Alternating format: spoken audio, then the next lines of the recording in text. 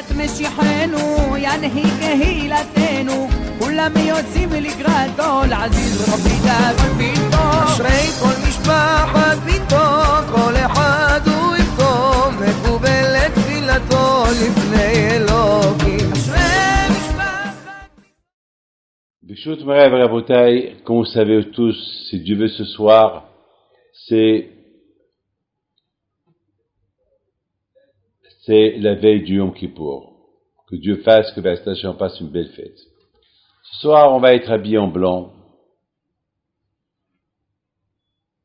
Ce soir et jusqu'à demain soir, on va être à la synagogue, prier à Hachem. Et il y a un passouk qu'on va répéter tout le temps. Ki vayom hazeh yichaper alechem letaritchem kol chatotechem pnei Hashem titharu. Il y a un passouk qu'on va dire plusieurs fois pendant la fête de Kippour. Car aujourd'hui, on va être debout devant Hashem et Hashem, il va nous purifier. Mais c'est extraordinaire. C'est écrit l'ifnei Hashem. On va être à côté d'Hashem. Vous vous rendez compte, c'est quoi? Être à côté d'Hashem. Vous vous rendez compte, c'est quoi être à côté d'Hachem? C'est pas une phrase bidon. C'est-à-dire qu'à Yom Kippour, on est devant Hachem, on le voit, on le sent. D'ailleurs, lorsqu'on fait Vaya'avor, pendant la prière, il y a pas un qui ne sent pas quelque chose. Il y a des sentiments, il y a des choses qu'on sent. Donc Kippour, c'est pas un jour de rigolade. Donc, la veille de Kippour, on mange beaucoup. Il y a 5 repas à faire. Même s'il faut manger un peu, pour avoir faim. Comme ça, le lendemain, à Kippour, tu vas te rappeler, comme maintenant, j'ai bu une bière, comme maintenant, j'ai mangé un croissant, comme maintenant, j'ai fait ça, comme maintenant. Ça veut dire, il faut sentir la souffrance. Moi, je vous dis la vérité. Moi, la veille de Kippour, j'ai pas faim.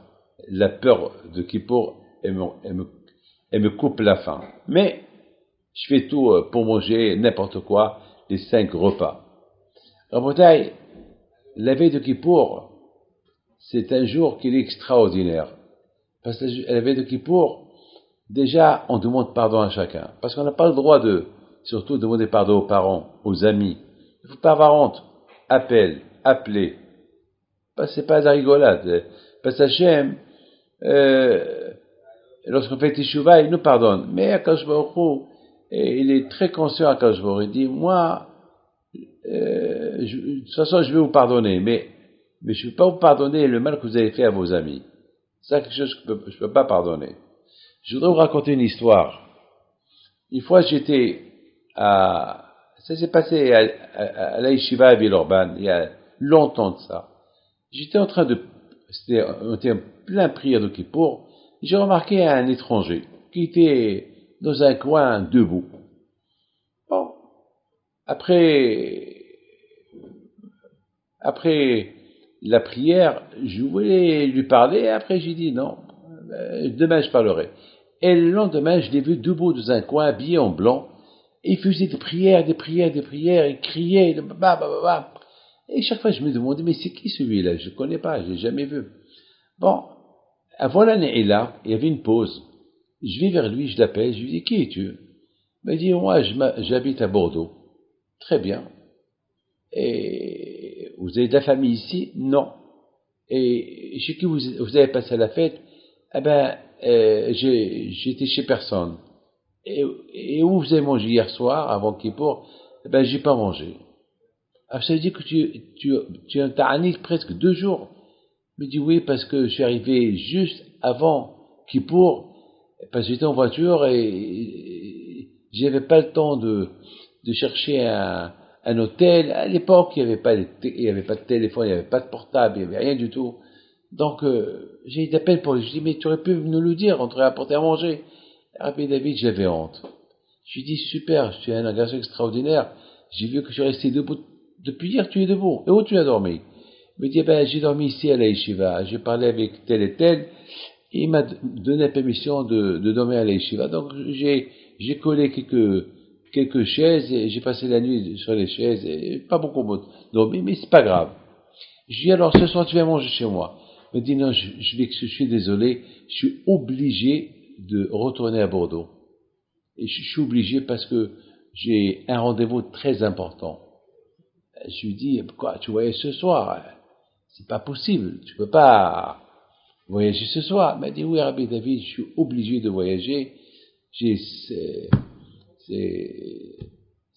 vais arriver peut-être vers 1h du matin et 1h et demie, mais ça va, je m'arrange. Et je vais rester comme ça.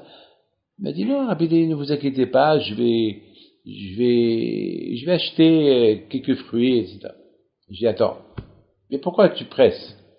Va demain. Non, je suis obligé d'aller. Alors, ça m'a échappé de la bouche. J'ai dit, quoi, tu as un chidour? Et il a commencé à rougir. Ah, si tu as rougi, c'est que tu as un chidour. On va te présenter une fille, mais à 1h du matin. Il n'y a pas de chidour à 1h du matin. C'est trop, Et il me répondait pas. Je lui dis, ah, peut-être c'est un rendez-vous que tu as. Elle a fait la bataille. Il s'avère qu'il avait rendez-vous avec une femme, malheureusement, une femme que son mari a voyagé. Et voilà. Il devait aller chez elle à la maison. Le Etzara, il brûle les Etzara pour arriver là-bas, même à 1h du matin, pour fauter avec cette femme-là. Alors je lui dis, mais je te comprends pas. Tu es en plein Kippour. Tu fais tes chevaux. Tu es habillé en blanc. Tu n'as pas mangé 2 jours. Et toute la journée, tu es debout. Et encore, tu penses, au lieu que tu fais tes chevaux sur la faute que tu vas faire, que tu as pensé faire, tu fais une teshuva en pensant aller faire la faute. Mais comment est-ce possible? Et à Kippour, tu fais ça? Je lui ai crié, je lui ai dit, ce soir, tu restes là. Sinon, il va t'arriver quelque chose. Tu ne peux pas faire ça. Et je lui ai parlé, je lui ai crié. Et mon Hachem, il a compris. Il a compris. Et il m'a dit, Rabbi David, là, je vais demander un grand pardon à Hachem. Comment j'ai gâché toute la fête depuis hier en pensant aller faire cette fête, cette avera ce soir. Je dis, de toute façon, la teshuva que tu vas faire maintenant, Naïla, elle va te rendre l'homme le plus grand tzaddik du monde. Et grâce à Dieu, il n'a pas été. Et Baruch Hashem, aujourd'hui il est marié. Et Baruch Hashem, il a des enfants. Voilà, je vous raconte ça pour vous dire que même à Kippour, le Satan, il est très fort. Très très fort. Alors que Dieu fasse qu'on fait une bonne teshuva si Dieu veut, à la veille de Kippour et à Kippour, et la suite après Kippour. Je vous embrasse à vous tous. Shana Tova Mituka Amen.